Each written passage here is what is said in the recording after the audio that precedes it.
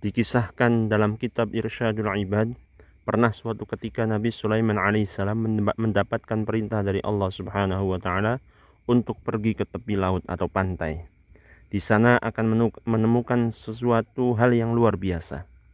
Setelah mendengar perintah tersebut, Nabi Sulaiman alaihissalam berangkat menuju pantai beserta rombongannya yang terdiri dari golongan manusia dan jin. Sesampainya di pantai, Nabi Sulaiman melihat ke kanan dan ke kiri, mencari tahu apa yang terjadi di sekitarnya. Teringat perintah Allah Subhanahu wa taala bahwasanya ia akan menemukan suatu hal yang luar biasa. Beliau terus mencari tahu, menengokkan kepalanya ke kanan dan ke kiri. Namun apa yang beliau lakukan belum bisa menjawab rasa penasaran yang ada dalam pikirannya. Menyelamlah ke laut, lalu katakan kepadaku, apa yang kamu lihat di dalam sana? Kata Nabi Sulaiman kepada jin Ifrit.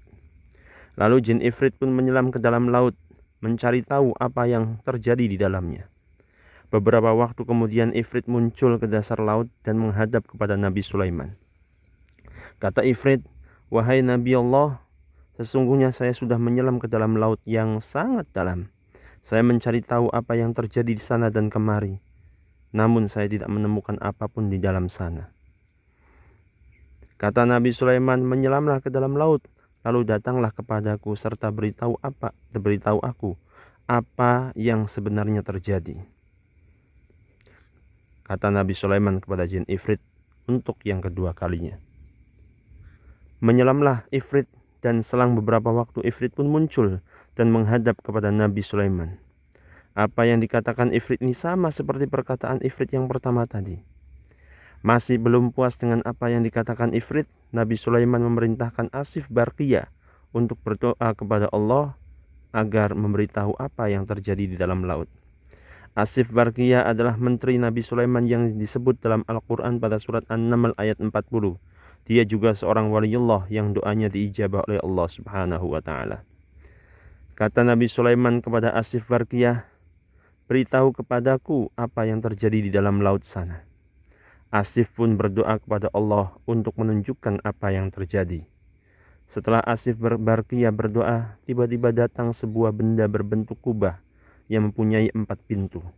Satu pintu terbuat dari batu intan, satu pintu terbuat dari batu yakut, satu lagi terbuat dari batu intan putih, dan satunya lagi terbuat dari batu aqua marin atau zamrud hijau. Semua pintu itu terbuka dan tidak ada satu tetes air pun yang masuk ke dalamnya.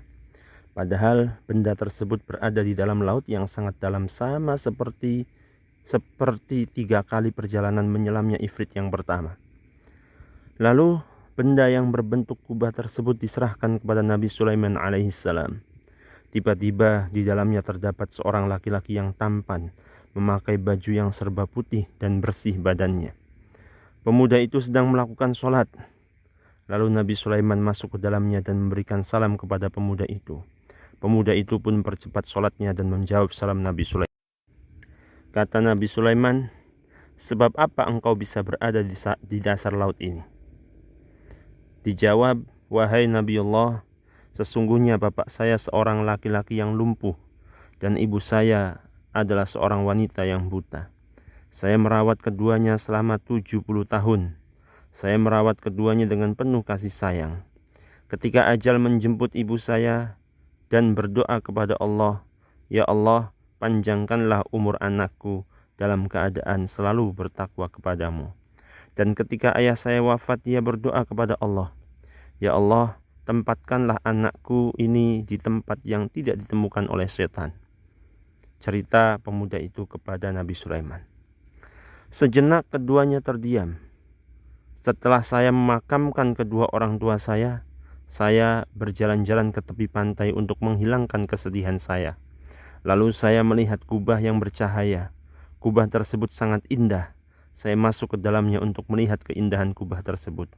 Lalu datanglah malaikat dari beberapa malaikat.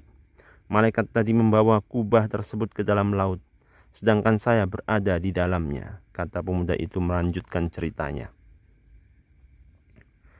Kemudian Nabi Sulaiman penasaran. Pada zaman siapa kamu mendatangi pantai?